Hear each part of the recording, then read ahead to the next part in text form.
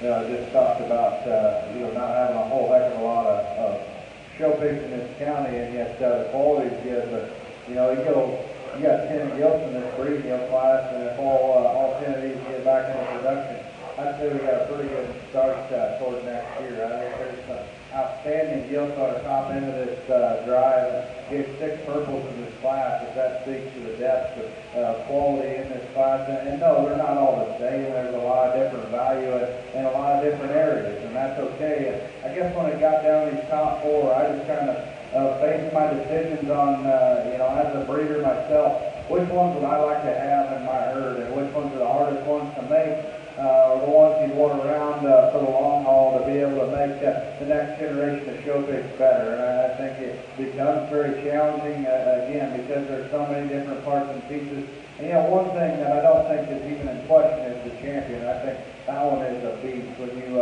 study her from the side, she is so dense in her head and her skull, one that's dense about her jawline, and yet still really sharp and attractive up through that front end.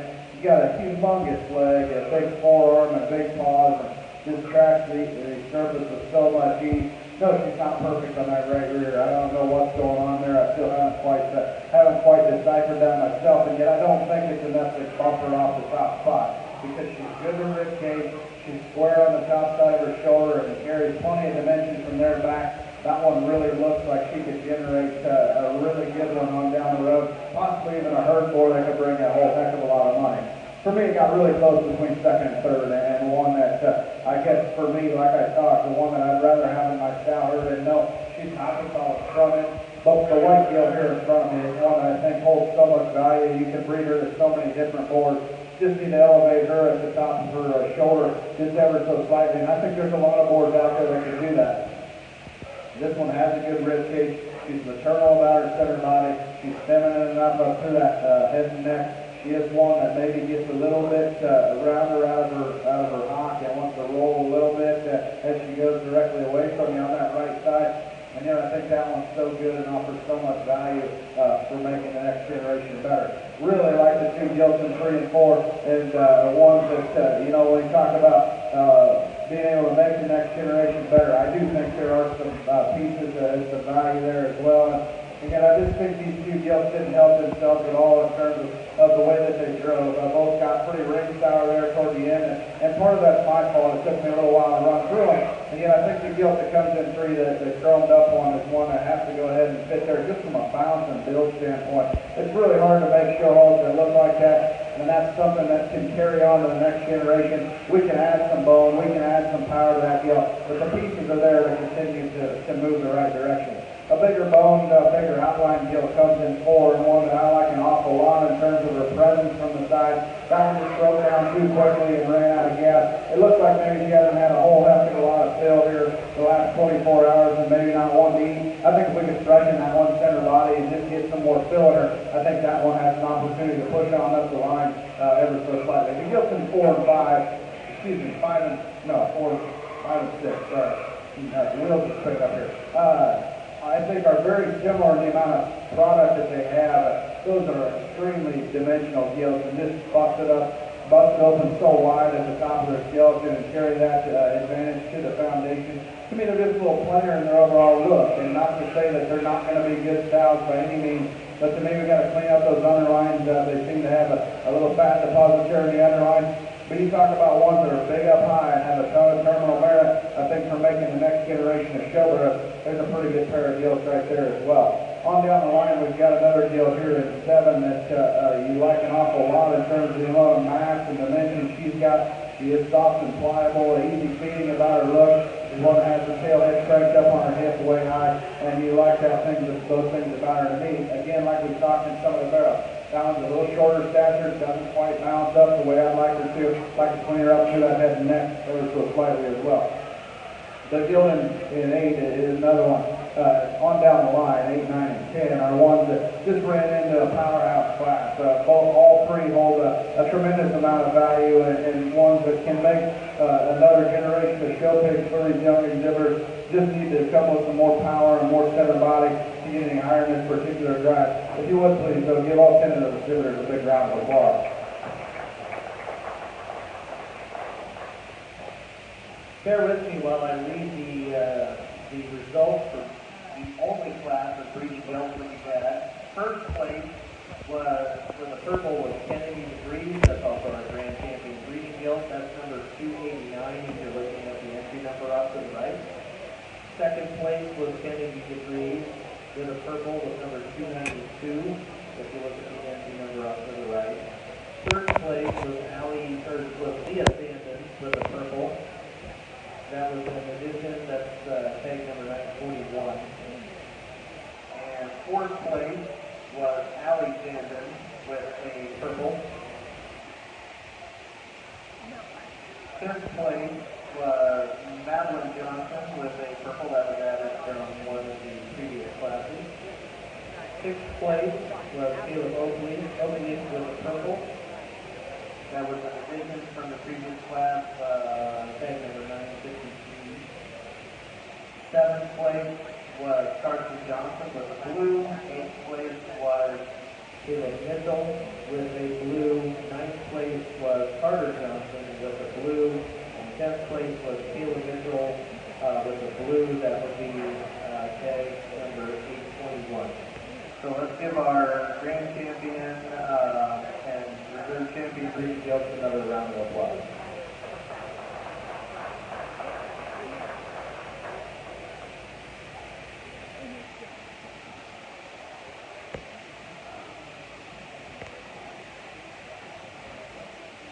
We will now begin showmanship. We're going to start with beginner, which I believe there is one. And so Will Pollock, if he's ready to bring his pig back into the ring again one more time. We will start with showmanship. Following this will be junior and intermediate showmanship, and then senior showmanship, those of you who are in high school.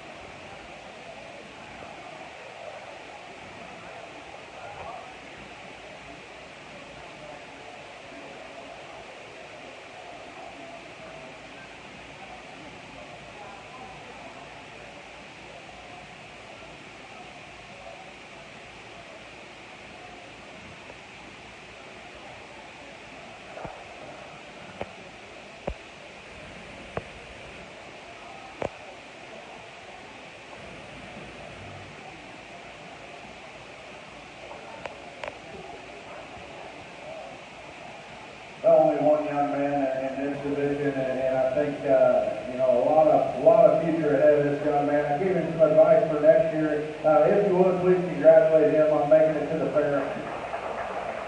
I think you know, like I mentioned, a lot of potential for that young man. Just gave him some advice on how to improve for next year, and he said he was coming back staff next year. So that's great. Really happy that the Fair Board was able to make this happen this year. I know it's been a pretty difficult situation with COVID-19, and you know, I'm just happy to see that these kids are able to get out here and be able to participate. So congratulations to that young man on showmanship class this year. Congratulations to William Pollock on being named the champion beginner swine showman. Now we will have our next class is champion junior intermediate swine showman. So those folks want to come into the ring, those that aren't beginners and not in high school yet.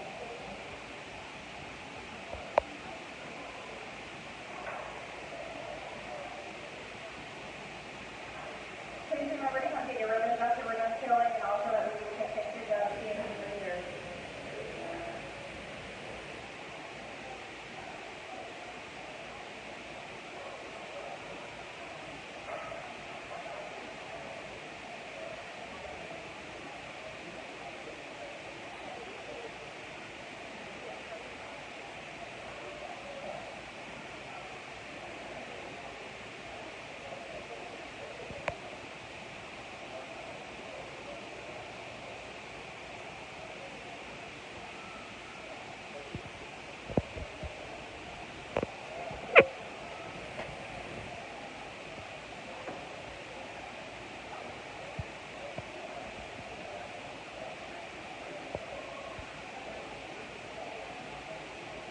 In the ring currently is the champion junior intermediate swine showman class, Leah Candace and Tony DeVries.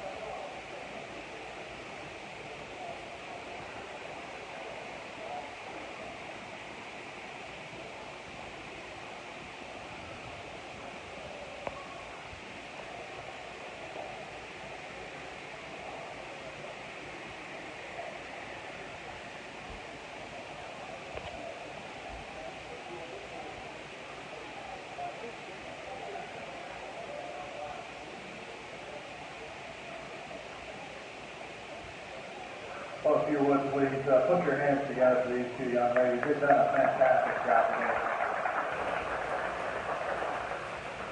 You know, I remember these two young ladies very vividly from last year, and they drove the heck of the set hogs last year, drove the heck of the set hogs again this year, and it's no secret, this is not their first rodeo, and both do a fantastic job getting these hogs driven. For me, I guess it's all personal preference, and I don't remember who won showmanship last year, but I'll bet you they could tell me who did, and you can tell that they're out here competing and just busting their tails to make sure they get them driven the right way. And I guess for me, it's not easy, but it does make sense. And one young lady has just done a fantastic job just driving circles back and forth and back and forth. And I'll bet you we could sit here for an hour and a half before that hog would wear out, before that young lady decided she was ready to take a break too. It's very obvious that she's put in the legwork. Both of them have done so, but I mean, for me, it's just kind of obvious when we get them out here. Young lady with the black belt in front of me will be your champion. Congratulations to her. Congratulations to Kennedy DeVries on being named the junior intermediate champion showman. And we will now have our class for senior showman. So anybody who's in high school. So drive them up to the ring and let's go.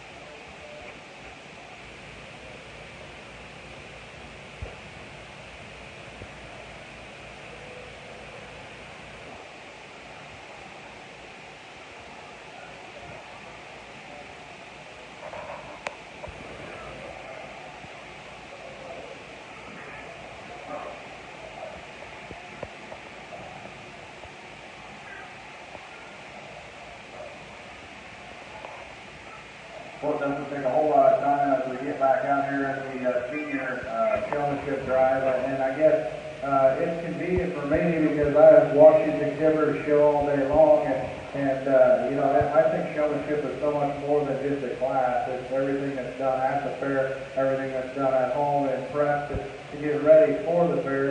You know, obviously you have to come out and be able to perform in the class, but it's not entirely weighted on your performance in just this class. And so I think it's very convenient for me to be able to do it at the end, and yet it becomes very challenging for the exhibitors because people have all been out here, they know the way back to their pens, and they're ready to go lay down for a while. This becomes very challenging, and yet it makes it very easy to sort because you can tell who's put in the extra prep that it takes to be able to win this class. And I think there's two exhibitors out here that have kind of risen to the top in terms of presentation, skin and hair, and just the way that they are able to function and move that hog around the ring. I don't think it'll be any secret which two of those are, and yet to me it's just personal preference and how they've performed all day long when exhibiting those hogs. Young lady showing the white barrel will be your champion. Congratulations. Congratulations to Allie Sanders on being named the champion swine showman. Allie, you can stay in the ring. We will have William Pollock and Kenny DeVries come back, and we will select the grand champion overall swine showman.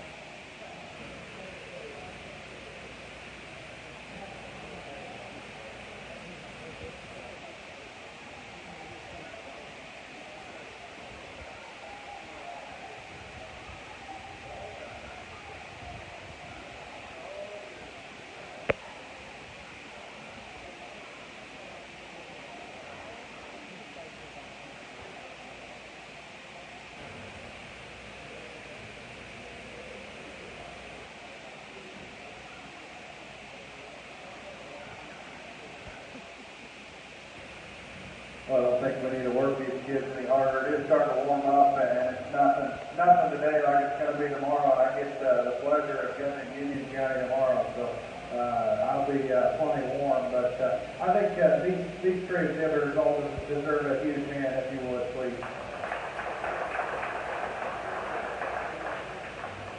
It's certainly not to take anything away from the beginner, the young man. It is his first year, and there's a lot to learn. I remember my first year at 4-H, and first year showing hogs like it was yesterday, and that's been almost 25 years ago now. And it's challenging getting started, but I think the passion and the desire that can be led at the county fair is unmatched. And I tried to give the young man a few tips to help him grow and to help be better for next year. Let him know that, if you're wanting to win next year, here's what it looks like. These two young ladies are big time good, and I know that the county fair is not the only place that they exhibit, and they've had plenty of opportunity to work with these hogs, both at home. It's probably been driven on the jackpot circuit. I have not been out and watched that myself, but it's no surprise that these two young ladies are out here. Again, I think it's a coin flip, and really what it's boiling down to now is a young lady that's able to just maintain composure with that hog. It's not to take away anything from anybody's ability. It simply comes down to prep and using the right hog at the right time. And leave with the black barrel will be your overall. Congratulations.